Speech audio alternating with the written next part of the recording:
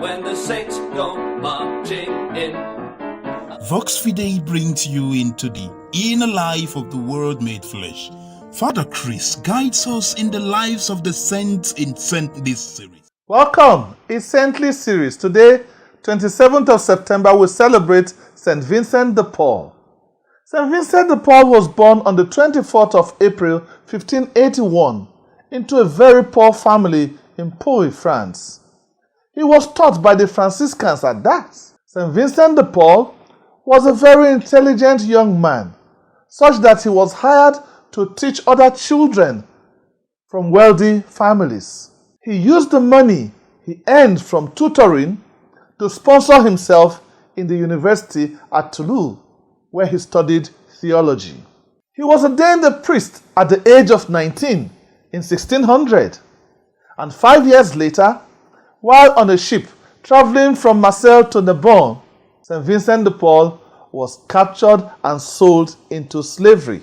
But fortunately for him, 2 years later, he escapes from prison with his master and they returned to France. In 1619, King Henry XIII appointed St. Vincent de Paul as his general almoner, a position he used to improve on the pitiful condition of prisoners and slaves. He established hospitals for the sick and also for the poor. This was for him a means too of converting many to the faith. In 1626, he founded the Congregation of Priests of Mission.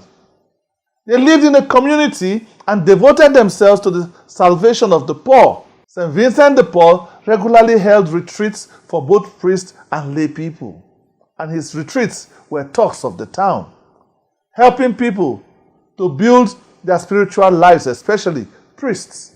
Moved by the spirit of charity, he also drew many young women to support the work he was doing, and he organized them into groups.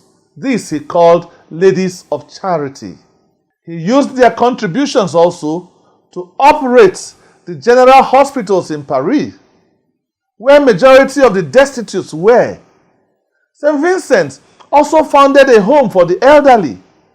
He founded an asylum for the insane and also a home for lepers.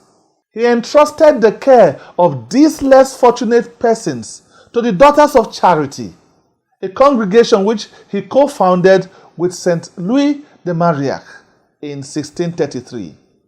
In addition, St. Vincent de Paul established bread lines and soup kitchens to feed the hungry. He also sent priests to attend to the spiritual needs of about 30,000 Christians who were slaves, and they were held in Tunis and Algeria and Bizerta. He lived a life of prayer and meditation, holding firmly to charity and expressing even his charity in humility to the core, shunning the forms of publicity of his works.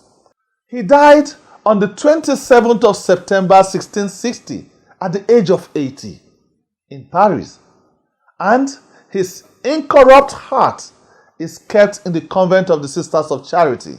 His bones have been embedded in wax located in the Church of St. Vincent in France.